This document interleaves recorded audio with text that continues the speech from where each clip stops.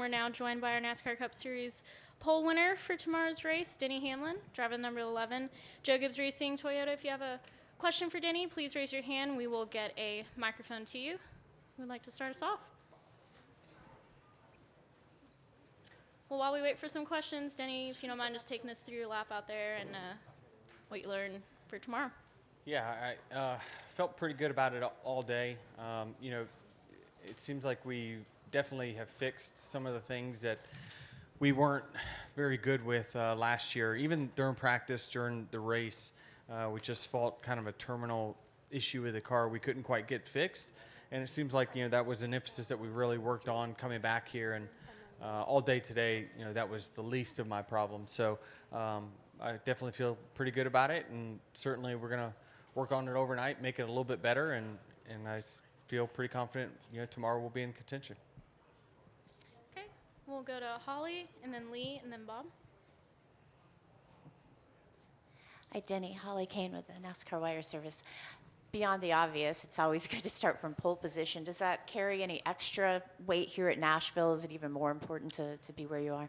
Yeah, I mean, there's only 35 feet from the pit box to the timing line, so it's one of the shorter distances that we have on pit out. So it is one of the tracks that carries a heavier advantage than others. So yeah, this track means more. It does. Lee Spencer, Sirius XM NASCAR Radio and Catchfence.com. Gapehart said on the channel this week that he was trying something new in your car for Nashville. You probably don't want to give away any trade secrets, but what area was it in, and do you think it benefited you today? Yeah, he kicked the driver in the ass and told him to go. That's the change. But no, I don't know. We worked on what we really fought here last time, and we just couldn't fix it. We were still, a top 3 car, but not the best, right? So we needed to kind of work on that. And I feel like, from the very first lap of practice, it was like, they certainly fixed that. So now we get to work on some other things. Your car's never handling quite perfect, but I feel like it has the speed along with the feel that it needs to. Do you and the kids have anything planned for the off weeks? Yeah, we're going to go on vacation. I'm finally going to take one. You said that last year. Yeah, didn't take one. Do you watch the Olympics at all? And if Yeah. so, do you have a favorite sport? Track and field is the most exciting to me because it's racing, so yeah, I really enjoy that. Certainly watch, the basketball and things like that. But, to me, track and field, obviously swimming as well, anything that involves the racing, that it seems to be my favorite Olympic sport. All right, we'll go to Bob, and then Nathan and Peter. Bob Parker's Fox Sports. Did you go to the meeting this morning, the driver meeting? Mm-hmm. Did you or did you guys get some explanation as far as wet weather tires and potential Mm-hmm. Richmond tires? And Yeah. Can you give us any insight? The only insight I can give is that, they kind of explained to us why they made their decisions that they made and why they were, are trying to ease their way into this. If you make one big mistake, which I think is a very valid one, that then you kind of set yourself back, and then you're less hesitant to take those risks again. So I was happy with everything that they explained, and certainly there's always room for improvement, but they're trying to use all the facts that they have at hand to make the right decision. And I mentioned on the podcast, I thought they did a pretty good job, short of allowing some cars to take fuel. That was really the only thing that was maybe questionable. So I like where they're at with it, and certainly we're going to continue to get better as teams with it. And when Bubba was in here earlier, considering where he qualified, in the events of the week, you almost expect him to be kind of combative and down, and he wasn't. He seemed somewhat upbeat even. I'm curious if you've seen a difference in his kind of attitude or the way he, is carrying himself through this struggles. Yeah, I think he still probably is frustrated, with himself at times, with the team at times. But I think he's doing a better job of not outwardly showing that. I just think that, that comes with maturity, and I think he's maturing, and certainly, with some guidance with the team, we've tried to help him, guide him through those tough times that you're always going to have. But I mentioned to him this week that you got just a handful of races that we got to get it done, and it certainly means a lot to us to make the playoffs, and certainly to him to make the playoffs. We expect that from our cars, so they know that they've got to perform, and so whenever they don't get the results that they're hoping for each and every week, it does get frustrating. But I think that it's just you either get frustrated and mad and upset and you make more mistakes, or you go to work and you get better. And I think that that's the avenue that he's going to take. Okay, let's go to Nathan and then Peter. Nathan Solomon, Speed Sport. Denny, you touched on the Olympic break just a minute ago. I'm curious your perspective as the owner. 2311, what's that 2-week break going to look like for your organization? Yeah, I'm not really sure, honestly. Hopefully some of the guys get a little bit of time off. I know this is a grind part of the season. It's hot, and there's not been a break for a really long time. To me, this is the toughest stretch. June, July of our schedule is the absolute worst, for the team, because some of these weeks are very short weeks where they don't get the car back till late Monday. They got to turn around and have it ready by Thursday, and so it's tough. So hopefully during that time they can get a little bit of a reset. Certainly we try to make sure we give our guys as much time off as we possibly can, and rotate guys in and out of the roster on a weekly basis. Peter Strada, TSJ Sports, right over here. Denny, you gained a new teammate this week in Chase Briscoe. What's your relationship like with him now, and how will it change over the next 6 months or so? Yeah, I've never really had a close relationship with Chase. I never really talked to him much. I obviously congratulate him this week and welcome him to the team. But yeah, I think that he's a person that certainly I'll be able to learn off of. I think he's got some special skill sets at certain racetracks that intrigue me. And when he gets in cars that are same as mine, certainly I'll be able to use that information to make myself better, which is what you want teammates to go out there and challenge you. Okay, let's go to Caleb and then to Reed. Caleb Barnes, FrenchStretch.com. So the last 2 years have had a night component, and obviously last year was all under the lights. How will this year in the daytime with the next-gen car, how will the race progress a little bit differently? Yeah, it's a great question. I think that the track really took a jump when it went to night in the first year. It seemed like the field was spread in the sense of there was really good cars and then there was everyone else. And then as soon as it went night, it just really squished the field all together. It made passing really, really hard. So I think that passing would probably be a little bit easier and better in these type of ridiculously hot conditions, because the car is going to be sliding around, and so it's going to really accentuate the cars that have a good handling and drivers that have good techniques. Reed Spencer, NASCAR Wire. On your podcast, I was interested to hear you say that what's going on between you and Larson is not a rivalry.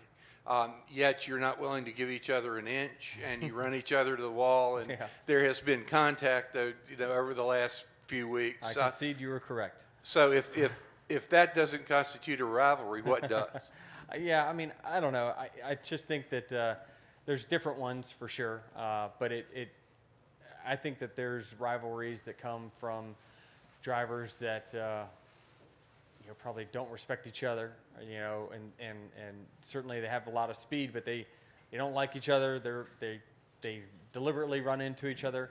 I don't think anyone's deliberately running into each other, although it does happen. Certainly I've had my fair share of mistakes, and he's been on the bad end of those. But it's come from competition, wanting to beat him.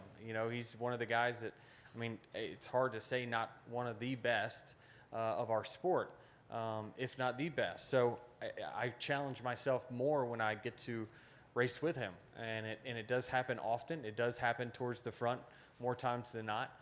We know each other's driving styles, so we do things around each other that combat passing each other, and that usually means those tight quarters, positions, because the easy answer says, well, if you're faster, just go past them. Well, it's just not that easy in the next gen car, I hate to say. So if you really want to hold someone back, you can, and it seems like we're doing that to each other when we're around each other, because it's so hard to pass the other back. And we understand that track position means everything. And so, when we go in there, we try to pull a slider, the other person's just going to drive in deeper and make sure you don't have the room to clear. But it's a technique that's used in dirt all the time. When they go up there and they slide, they force the other car to lift. And if they don't lift, they're going to make contact. And that's just something that we've seen evolve in Cup racing over the last few years, and really in the next gen era. And it's just two guys that don't want to let each other pass, that's for sure. Okay, we'll go to Teresa. Therese Walker, the Associated Press. Denny, Bubba just said a little while ago that he would not go into what happened in May with him and Eric Amarola. Were you there? Did you witness it? And are you, as a kind of Bubba's boss, happy how he dealt with it and how Joe Gibbs Racing is handled it since then? Yeah, I mean, I think you answered it. I don't really have a comment on it because I wasn't there at the time. So I don't know what all transpired. It's all hearsay from my standpoint. And at 2311, we let Joe Gibbs Racing handle it, and they did what they saw fit. So I don't know all the details because I didn't want to get too much into the personal business, and still don't. Okay, we'll go to Caleb and then to Holly. Caleb. Oh, I'm sorry. You already asked your question. Okay, we'll come back to Holly.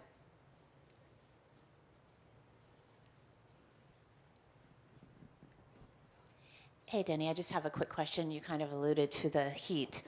It's, been very, very hot. Does that separate you guys at all? Are there some people that you feel are either The men and the fitter? boys will be separated tomorrow, yes. Oh, okay. Well, then we'll know. But, I mean, is it really something that, Yes. can play a factor? Fatigue will play a factor tomorrow. Yeah, I do believe that.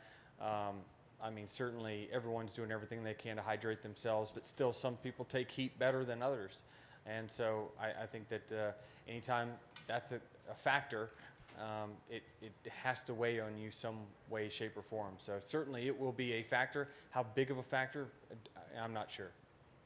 Okay, we're going to take two more questions. We're going to go to Blake, and then we're going to go in the back. Blake Smith, Cromwell Media, Owensboro. Denny, talk about the process that you went through as a team to choose Nashville to be a race for the Corey Heim to run the 50 machine in. The process of picking out the race? Yeah, like what led you to Yes. choose Nashville Superspeedway for Corey?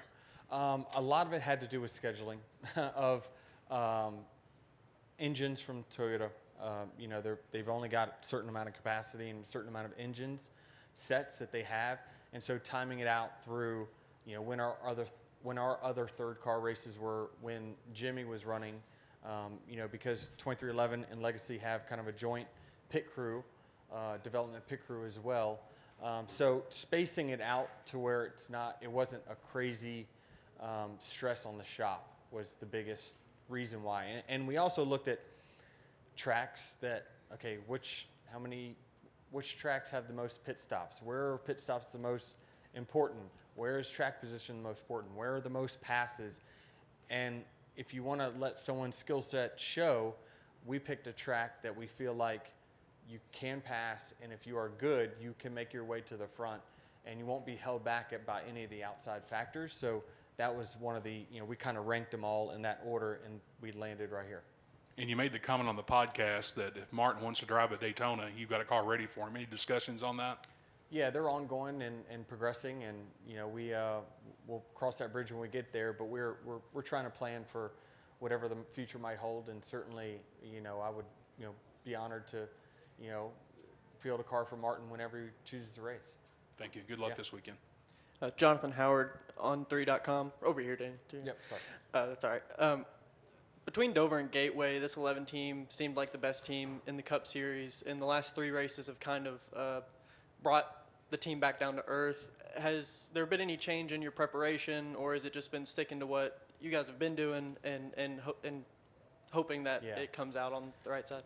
Yeah, I mean, each result was certainly different for different reasons, and obviously engines and the wet weather thing was not ideal. I don't remember the middle 24th place finish, what happened there, but we feel very confident no matter what. Our speed's always been there, and even though the results don't show that, we feel very confident every time we go to the racetrack we're going to contend to be one of the fastest cars. Now then it's a race on ourselves to execute properly, and me making sure I do my job behind the wheel. But yeah, it's a bummer because you go from a really good points position to then 3 in a row of less than ideal results. But then you come back to the next week and you pretend that none of that stuff ever happened, and then you sit on the pole and hopefully go out there and dominate tomorrow. So it's just how our sport is. It's the ebbs and flows, and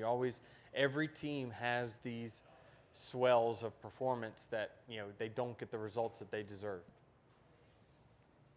All right, Denny, congratulations and good luck All right, tomorrow. thank you.